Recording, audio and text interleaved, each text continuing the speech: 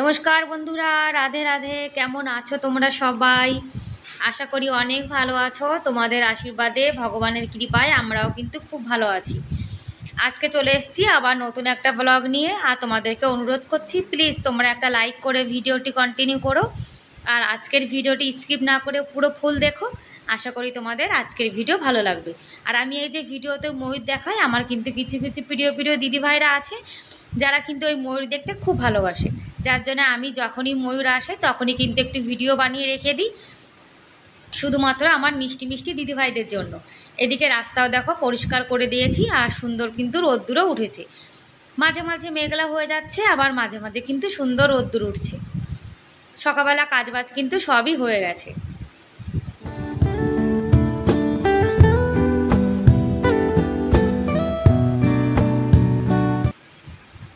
ছেলে তো খেয়ে দিয়ে স্কুলে চলে গেছে।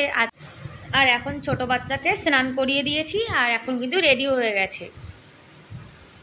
আগে বড় বাচ্চাকে রেডি করে স্কুলে পাঠিয়ে তারপরে কিন্তু ছোট বাচ্চাকে রেডি করানো হয়। কেননা ছোট বাচ্চার পেছনে কিন্তু অনেকটা সময় চলে যায়। একটু টাইম নিয়ে কিন্তু গোপাল সোনার সাজুগুজু করাতে হয়। আর আমার গোপাল সোনা কিন্তু স্নান হয়ে গেছে, এখন সাজুগুজু করছে। আর গোপাল সোনার হাতে কিন্তু আমি সবসময় এই নজর বাট্টুগুলো পরিয়ে রাখি। নজর বাট্টু পরালে কিন্তু আমার গোপাল সোনাকে দেখতে খুবই সুন্দর লাগে। আর গোপাল সোনাকে এখন একটু ইত্তার লাগিয়ে দেবো। ইত্তারের গন্ধটা কিন্তু খুব সুন্দর, একদম বেলি ফুলের গন্ধ। একদম হালকা গন্ধর যে ইত্তারগুলো সেগুলো এনেছি। ব্যাস, গোপাল সোনা রেডি হয়ে গেছে। এবার গোপাল সোনার সেবা দেব। আর বাড়িতে গোপাল আনলে কিন্তু গোপালের পেছনে অনেকটা সময় দিতে হয়।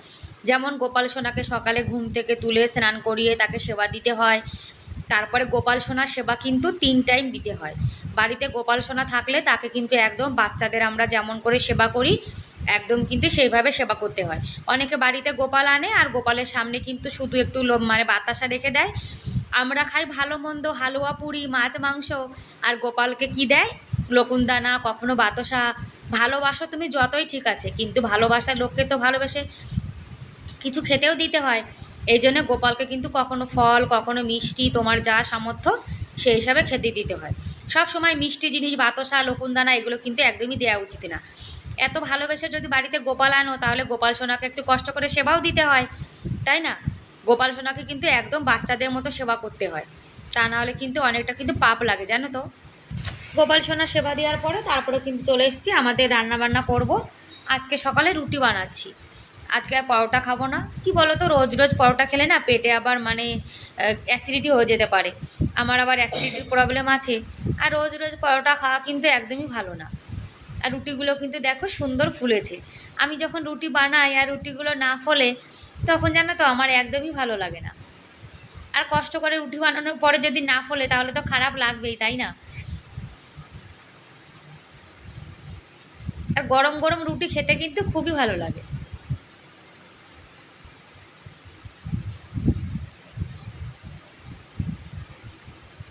আগে কিন্তু আমি একদমই রুটি খেতে পারতাম না, আর এখন কিন্তু রুটি খেয়ে খেয়ে অভ্যাস হয়ে গেছে। আর এখন সকালে জানো তো একদমই ভাত খেতে ইচ্ছা করে না। সকালে রুটি না খেলে একদম ভালোই লাগে না। আর চা বানাচ্ছি, আর আমার জানো তো চা দিয়ে লাল চা দিয়ে রুটি খেতে খুব ভালো লাগে। সকালে দুধ চা খাই না, এখন কিন্তু সকালে লাল চা খাই। বড় বলছে উনিও খাবে, তাই ওনার জন্য কিন্তু 1 কাপ বানিয়ে নিয়েছি। আর গোপাল সোনার সেবা দেওয়ার পরে তারপরে কিন্তু আমরা খাওয়া দাওয়া করি। গোপাল সোনার সেবা না দিয়ে কিন্তু একদমই খাই না। তা আমার বর বলছে যে উনিও চা দিয়ে রুটি খাবে, যার জন্য 2টো রুটি নিয়ে নিলাম। এখন এক একটা করে খেয়ে নেব, পরে আবার খিদে পেলে তখন খেয়ে নেব। গোপাল সোনা তো সেবা হয়ে গেছে, এখন বসে বসে গাড়ি নিয়ে খেলা করছে। এখন গোপাল সোনার প্লে টাইম।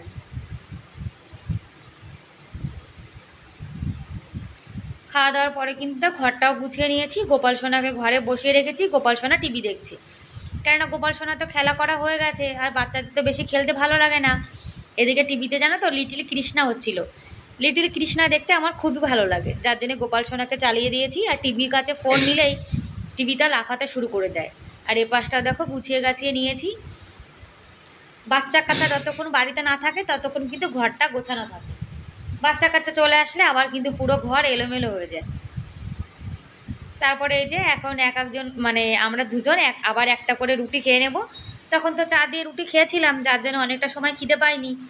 আর এখন কিন্তু খিদে পেয়ে গেছে, তাই আমি ভাবছি যে আমি তো রুটি দিয়ে একটা রুটি লস্যি দিয়ে খেয়ে নেবো। আর আমার বর বলছে উনি সয়াবিন দিয়ে খাবে। আর আমার না রুটির সঙ্গে সবজি লাগে না। আমার যদি এক মগ লস্যি হয়, আমি কিন্তু লস্যি দিয়ে রুটি খেয়ে নিই, সবজির কোনো ঝামেলাই করা লাগে না।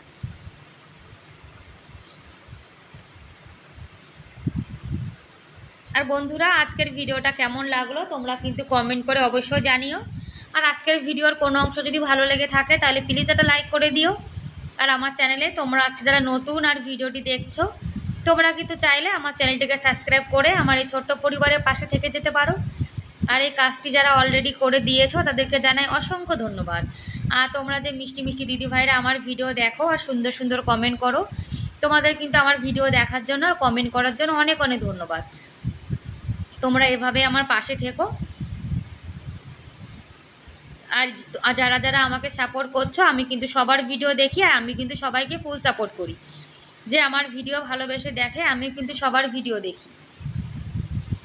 আর খাওয়া দাওয়ার পরে তো বাসন মেজে রাখতেই হবে।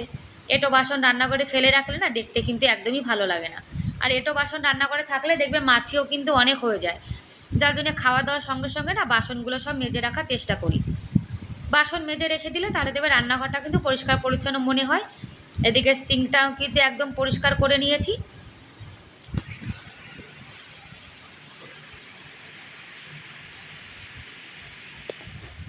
বাসন টাসন মেজে রান্নাঘরটাও কিন্তু পরিষ্কার পরিচ্ছন্ন করে নিয়েছি। এদিকে নিরামিষ বাসন মেজে রেখেছি, এদিকে এদিকে নিরামিষ আর ওইদিকে আমিষ। দুপুরে ডাল রান্না করব, ডালটাও কিন্তু কুকারে সিটি মেরে রেখে দিয়েছি। আর কারেন্ট আসছিল, যার জন্য ডালের জলটা ইন্ডাকশান ওভেনে গরম করেছি, তাহলে ডালটা অনেক তাড়াতাড়ি রান্না হয়ে যাবে। গোপাল সোনা ভাতও তুলে রেখে দিয়েছি। এদিকে ভেন্ডি ভাজাটাও কিন্তু করে নিয়েছি আমি।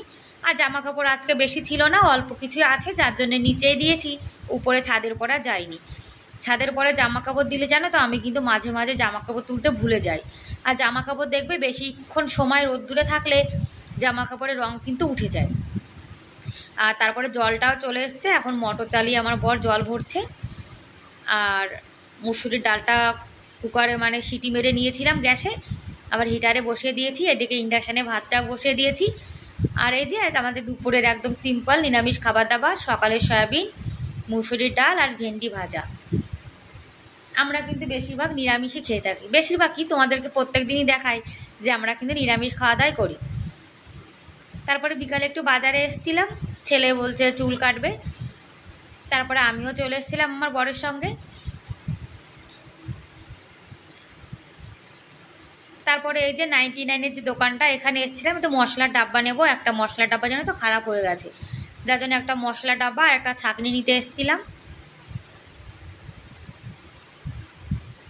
এদিকে ছেলে দেখো হেয়ার কাটিং করে চলে এসছে। আমার তো আমার সোনার হেয়ার কাটিংটা খুব পছন্দ হয়েছে, ওর আবার ভালো লাগছে না, বলছে পেছন দিকটা একটু বেশি ছোট করে দিয়েছে। ব্যাস বন্ধুরা, তাহলে আজকের মতো এ পর্যন্তই, দেখা হবে পরের ভিডিওতে। ততক্ষণ অনেক ভালো থেকো, সুস্থ থেকো, বাই বাই।